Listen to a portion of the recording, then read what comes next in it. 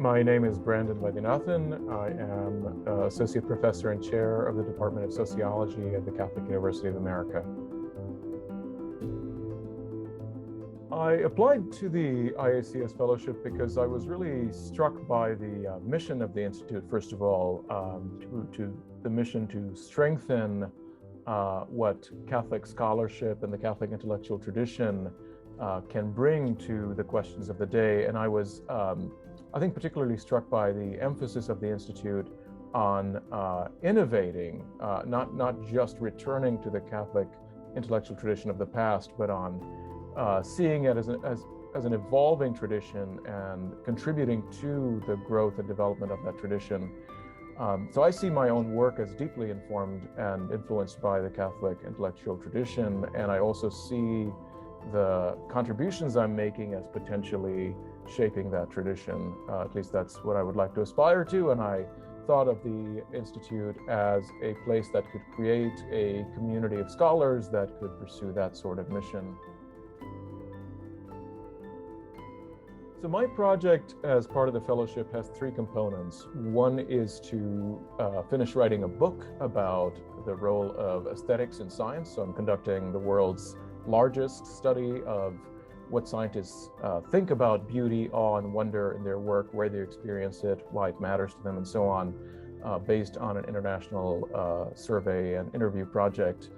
The second aspect of my work, the second thing I would like to do is to build and expand a platform that looks at the role of beauty in our lives more broadly.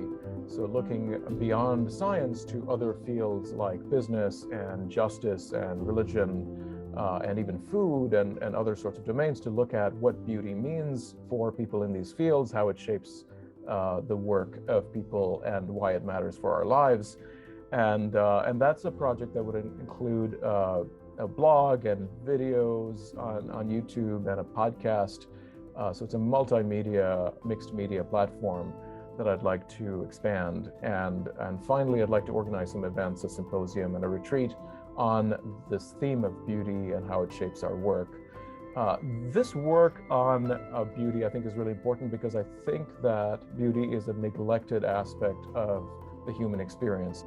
If we don't attend to beauty, we will be inattentive to what is really drawing us. And we can't escape beauty. In some sense, we have to be drawn by things, we have to be attracted by things, we have to desire things as human beings.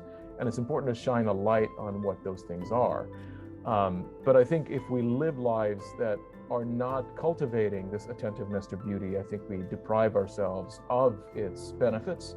And we could also be misled by forms of beauty that are not good for human flourishing. So my project, I think, stands to, my hope is that this project will help us learn about an aspect of our lives that's really important, that we're not really paying attention to enough.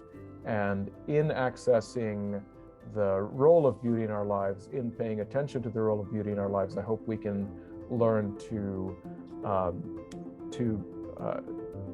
figure out how we can live more thriving lives, right? So how we can harness the power of beauty to contribute to our flourishing while also avoiding its pitfalls and perils that can derail us. So one of the things that we've discovered in my project on scientists is that a key aspect of beauty in science is what I call the beauty of understanding, right? So what that means is it's not just the beauty of pretty shapes under the microscope or pretty equations. It's the ability to recognize that, here's what's going on. This is what is really at the heart of things. This is the mechanism behind the appearances. And that beauty of understanding seems to require a willingness to be wrong. It seems to require intellectual humility. That kind of beauty almost is a pleasure in having been wrong, because you are open to surprises, you're open to having your mind changed, you're open to truth, even if that truth runs contrary to your own opinion. And in this incredibly polarized time that we're living in, where we're all locked in our own echo chambers and our own bubbles, I think it is really crucial for the world to learn from scientists in particular how to appreciate the beauty of changing one's mind, the ability to take pleasure in a truth that might transcend one's own opinion, that one's own party line.